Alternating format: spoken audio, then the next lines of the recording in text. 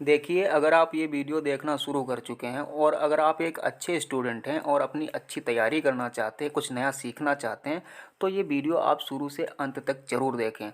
और अगर आप टाइम पास करने के लिए आए हैं तो टाइम पास करने के लिए यूट्यूब पे हज़ारों वीडियो मिल जाएंगे। और इस वीडियो में जो मैं आपको बताने वाला हूँ आज तक किसी ने नहीं बताया, वो भी बिल्कुल प्रूफ के साथ में। ठीक है, तो आप ये वीडियो अंत तक ज़रूर देखें। दोस्तों, संदर्भ जो है गद्यांश का भी पूछा जाता है और पद्यांश का भी पूछा जाता है। और मैं आपको बता दूं, गद्यांश का संदर्भ लिखने में थोड़ा पद्यांश के संदर्भ में लिखने से अंतर होता है, और वो हमको पता होना चाहिए। अगर हमको ये नहीं पता है तो हमारा संदर्भ बेहतर नहीं होगा और हमारे नंबर भी कट सकते हैं।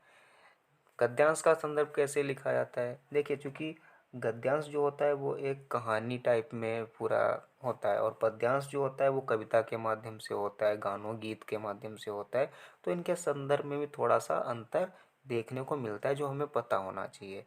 तो जैसे कि आपकी स्क्रीन पे ये जो है गद्यांश दिया गया, तो इसका संदर्भ कैसे लिखा जाएगा? गद्यांश है: हे भगवान, तब के लिए विपद के लिए इतना आयोजन, परम पिता की इच्छा के विरुद्ध इतना साहस, पिताजी क्या भीख ना मिलेगी? क्या कोई हिंदू भूपृष्ठ पर ना बचा रह जाएगा जो ब्राह्मण को 2 मुट्ठी अन्न दे सके? यह असंभव है। फेर दीजिए पिताजी, मैं कांप रही हूँ, इसकी चमक आंखों को अंधा बना रही है।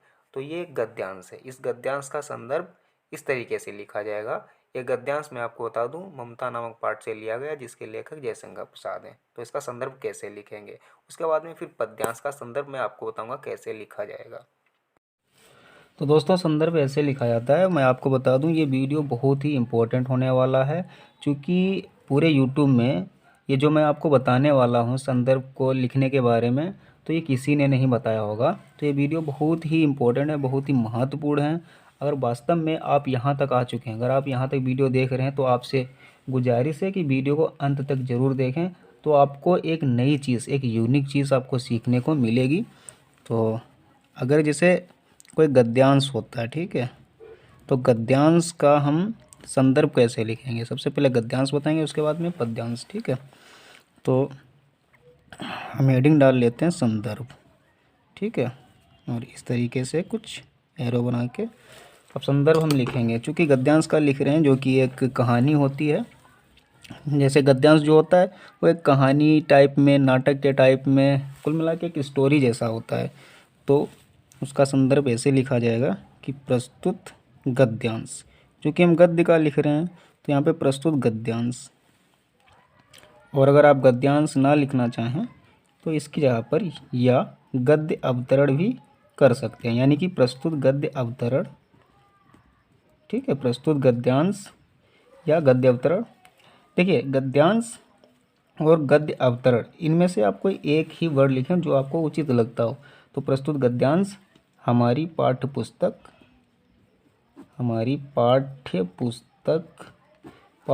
पुस्तक हिंदी के, ठीक है, हिंदी के किस नामक पाठ से लिया गया है? तो मैं आपको बता दूं, जो पाठ का नाम होता है उसको हम ब्लैक कलर से लिखें, ब्लैक पेन से लिखें, और उसको हम इन्वर्टेड कामा में ऐसे कर दें, मतलब थोड़ा मतलब हाईलाइट रहेगा। और मैं आपको बता दूं, किसी भी बोर्ड एग्जाम में किसी भी वर्ड को, किसी भी हेडिंग्स को हाईलाइट करने के लिए हाईलाइटनर का प्रयोग बिल्कुल ना करें, क्योंकि वो निषेध होता है, वर्जित होता है, बैन होता है। आप अपने बोर्ड एग्जाम में सिर्फ और सिर्फ काले और नीले पेन का ही प्रयोग करें। बाकी लाल कलर या हरा कलर, ठीक है, या मतलब लाइटनर, ये हाईलाइटनर, ये इनका कोई प्रयोग आप मत करें, नंबर कटेंगे आपके। तो प्रस्तुत गद्यांश हमारी पाठ्यपुस्तक हिंदी के ममता नामक पाठ से लिया गया है। ममता नामक, ठीक है। केवल अगर आप लिखते हैं कि ममता पाठ से लिया गया है तो थोड़ा उचित नहीं रहता है। तो ममता नामक, ठीक है, ममता नामक पाठ से लिया गया है, पाठ से लिया गया है। देखिए, वीडियो भले ही थोड़ा लंबा हो सकता है, लेकिन इसमें जो मैं आपको बताने वाला हूँ, ठीक है, वो शायद किसी ने नहीं बताया होगा, तो उसको आप ध्यान से समझें। तो प्रस्तुत गद्यांश या गद्य अवतरण हमारी पाठ्यपुस्तक हिंदी के ममता नामक पाठ से लिया गया है, और इसके मतलब इसके लेखक या जिसके लेखक, यहाँ पे जिसके या इसके, कोई एक शब्द लिख सकते हैं, जिसके लेखक तो इसके लेखक कौन है ममता पाठ के? तो लेखक का ब्लैक पेन से लिखें, इसके लेखक जयशंकर प्रसाद जी हैं। जयशंकर प्रसाद, सॉरी कलम, तो जयशंकर प्रसाद जी हैं। ठीक है, यहाँ से यहाँ तक कि आप ब्लैक पेन से लिखें तो ज़्यादा उचित रहेगा। ठीक है, तो जयशंकर प्रसाद जी हैं, इसके लेखक जयशंकर प्रसाद जी हैं। तो ये, अब मैं आपको बताऊं कि इसमें क्या चीज़ जो है हमें ध्यान रखनी है। देखिए, ये जो पाठ है ये, और ये जो लेखक, ये जो शब्द आया है, इन पे हमें विशेष ध्यान रखना है, क्योंकि हम पद्यांश में लिखते समय पाठ का प्रयोग नहीं करेंगे और ना ही लेखक का प्रयोग करेंगे। और ऐसा पद्यांश के संदर्भ में क्यों होता है और हमें क्यों करना चाहिए, उसका रीज़न क्या होता है, बिल्कुल सॉलिड तरीके से आपको बताऊंगा, प्रूफ के साथ मैं बताऊंगा कि पाठ की जगह पर हमें मतलब क्या लिखना चाहिए और लेखक की जगह पर क्या लिखना चाहिए अगर पद्यांश का संदर्भ हम लिख रहे हैं तो, और ऐसा क्यों होता है। ठीक है, चलिए मैं आपको पद्यांश का संदर्भ बताता हूँ कैसे लिखा जाएगा। तो पद्यांश का संदर्भ कैसे लिखा जाएगा, तो आप हेडिंग डाल लेते हैं संदर्भ। ठीक है, तो मैंने आपको बताया कि पद्यांश में क्या होता है। ठीक है, पद्यांश में जो भी पद्यांश दिया होता है वो एक गीत के टाइप में होता है, गीत होता है, कविता होता है। ठीक है, और उसमें बहुत सारे नियम कानून होते हैं। ठीक है, मैं अभी बताऊंगा तो कैसे। तो इसमें आप करेंगे प्रस्तुत पद्यांश। ठीक है, क्योंकि आप पद्यांश का लिख रहे हैं, और ये आप ध्यान रहे कुछ विद्यार्थी बहुत छोटी सी मिस्टेक करते हैं, लिख रहे हैं गद्य का, तो यहाँ पे पद्यांश डाल देते हैं, प्रस्तुत पद्यांश। तो गद्यांश और पद्यांश आपको ध्यान रहे, प्रस्तुत पद्यांश और पद्यांश अगर आप नहीं कर रहे हैं तो आप पंक्तियाँ भी कर सकते हैं पद्यांश की जगह। तो प्रस्तुत पंक्तियाँ हमारी पाठ्य पुस्तक, प्रस्तुत पंक्तियाँ हमारी पाठ्य पुस्तक हिंदी के। तो जैसे कि मैं संदर्भ आपको किसका लिखने के लिए बता रहा हूँ, है चरण कमल बंदो हरिराई, ये पद्यांश है। चरण कमल बंदो हरिराई, जाकी कृपा पंगु गिर लंगे, अंधे को सबको दर्शाई। तो इसका आप संदर्भ लिख रहे हैं, तो ये किस शीर्षक से लिया गया, किस पाठ से लिया गया। तो प्रस्तुत पद्यांश हमारी पाठ्य पुस्तक हिंदी के पद नामक, ठीक है, पद, हिंदी के पद नामक, ठीक है, पद नामक शीर्षक से लिया गया। ठीक है, शीर्षक। अब यहाँ पे आपने देखा था कि ममता नामक पाठ, यहाँ पे पद नामक शीर्षक, तो यहाँ पे हम शीर्षक लिखेंगे तो थोड़ा बेहतर समझा जाएगा। तो पद नामक शीर्षक से लिया गया है।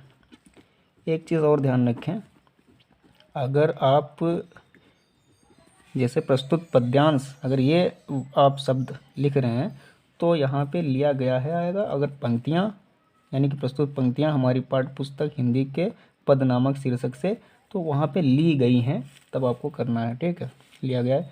इसके लेखक आप ये नहीं करेंगे, इसके लेखक ये नहीं करेंगे, तो लेखक की जगह पर क्या आप करेंगे, तो इसके रचयिता। ठीक है, इसके रचयिता मालूम कौन है, ओ सॉरी, ये ब्लैक में हमने लिख दिया, इसके रचयिता। ब्लैक में हमें कवि का नाम लिखना है, इसके रचयिता सूरदास जी हैं। ठीक है, अब आपने देखा दो इसमें अंतर है, इसमें पाठ है तो पाठ यहाँ पर, इसमें शीर्षक है, इसमें था लेखक और इसमें है रचयिता। अब ऐसा क्यों होता है, ऐसा ये क्यों हमें करना चाहिए, देखिए मैं अब आपको समझाता हूँ। अगर कोई पूछे, ठीक है, कि ऐसा दोनों में हम कर सकते हैं, हाँ कर सकते हैं बिल्कुल, लेकिन आप हमारी बात को भी तो ध्यानपूर्वक समझें। देखिए, जैसे आप ये जो देख रहे हैं, चरण कमल बंदो हरिराई, जाकी कृपा पंगु गिर लंगे, अंधे को सब कुछ दर्शाई। तो ये क्या है, ये पद्यांश की पंक्तियाँ हैं। ठीक है, अब ये जो पद्यांश होता है इसमें बहुत सारी चीज़ों को नियम कानून कायदे तरीके होते हैं। जैसे देखिए, चलिए मैं आपको एग्जांपल के तौर में बताता हूँ, और ये आपको ध्यान रखना है। आप किसी दूसरे को भी ये बता सकते हैं कि इसमें क्या अंतर है, और ये हमें क्यों यहाँ पे रचयिता, क्यों यहाँ पे शीर्षक हमें लिखना चाहिए, जो कि बेहतर समझा जाएगा। तो देखते हैं। देखिए, मान लीजिए ये एक हाथ है, ठीक है। ये हाथ हम बना रहे हैं, ठीक है। ये हाथ है, ठीक है। अब इस हाथ में मेहंदी मेहंदी अब ये मेहंदी है, ठीक है। ये मेहंदी है, और इस हाथ में मेहंदी अगर हम कहें कि रखो, तो लोग इसमें मेहंदी रखते हैं। तो मेहंदी रखने का मतलब क्या हुआ कि बस लो रख दी मेहंदी हमने, ये मेहंदी हमने रख दी, ठीक है। लो रख गई मेहंदी है। कैसा लग रहा है? कुछ भी अच्छा नहीं लग रहा है, बेकार है। तो क्या मेहंदी ये रखी जाती है? देख, रखने की बात है तो हमने रख दी है। तो मेहंदी रखी नहीं जाती है। मेहंदी क्या की जाती है? मेहंदी रची जाती है, ठीक है। रखी और रची में अंतर होता है। रचना का मतलब है, मतलब रचने के लिए, जैसे कोई हाथ है, ठीक है। तो उसमें क्या करते हैं हम, जैसे हाथ हमने, ये हाथ है, तो उसमें हम ऐसे करते हैं, डिज़ाइन बनाते हैं मेहंदी से, फिर ऐसे जो भी, मतलब तो उसको सुंदर बनाने के लिए हम कहते हैं मेहंदी रची जाती है, ठीक है। आपने गाने में भी सुना होगा, मेहंदी है रची इन हाथों में, ठीक है। ऐसा नहीं सुना होगा कि मेहंदी है रखी इन हाथों में ना। तो ठीक इसी तरीके से देखिए, गद्यांश की अलग बात है, लेकिन अगर बात आती है पद्यांश की, जो जैसे मान लीजिए पद्यांश में क्या हो सकता है? दोहा दोहा हो सकता है। और चौपाई होती हैं पद्यांशों में, चौपाई होती हैं, रोला होता है, सोरठा होता है, बरवे होता है, मतलब छंद होते हैं कुल मिला के। तो जो पद्यांश होता है, ध्यान से समझना आप इस चीज़ को। पद्यांश जो होता है उसमें क्या होता है? उसमें रस भी होते हैं, ठीक है। हाँ? जैसे चरण कमल बंदो हरिराई, जाकी कृपा पंगी लंगे अंधे को सब कुछ दर्शाई। इसी तरीके से इसमें पूरी पंक्तियाँ पढ़ें तो हो सकता है उसमें रस हो, जैसे करुण रस है, रौद्र रस है, हास्य रस है। और पद्यांश में छंद भी होते हैं, ठीक है। छंद भी होते हैं, अलंकार भी होते हैं, जैसा कि आप देख पा रहे हैं, चरण कमल बंदो हरिराई। तो इसमें कौन सा रूपक अलंकार दिया हुआ है। तो कहने वाला पद्यांश जो होता है वो लिखा नहीं जाता है। अगर जो लिखा जाएगा उसके लिए हम लेखक का प्रयोग करेंगे, लेकिन पद्यांश को लिखने में बहुत सारी चीज़ों का ध्यान रखना पड़ता है कि उसमें रस भी डालना है, हमें छंद भी डालना है, अलंकार भी डालना है, और पद्यांश में एक अपनी लय भी होती है। देखिए, चौपाई की लय अलग टाइप की होती है, दोहे की अलग टाइप की होती है, ठीक है। तो ये सारी चीज़ों का ध्यान दिया जाता है, मतलब पद्यांश को सुंदर बनाने के लिए। और जब किसी चीज़ को हम सुंदर बनाते हैं तो उसका मतलब है वो चीज़ हम रचते हैं, ठीक है। तो इसी तरीके से पद्यांश जो है एक हिसाब से कड़ी मेहनत करके कवि लोग उसको उसकी रचना करते हैं, रचते हैं, इसीलिए वहाँ पे हम रचयिता करेंगे। आई होप कि आपको ये समझ में आ गया होगा, ठीक है। और ये वीडियो आप ज़्यादा से ज़्यादा शेयर करें ताकि दूसरे लोगों को भी इसके बारे में पता चले। वैसे ये मेरा अपना पर्सनल ओपिनियन है, ठीक है, कि ऐसा करने से बेहतर संदर्भ थोड़ा लगता है, ठीक है। बाकी आपका क्या राय है, आपका क्या मानना है, आप हमें कमेंट करके ज़रूर बताएं।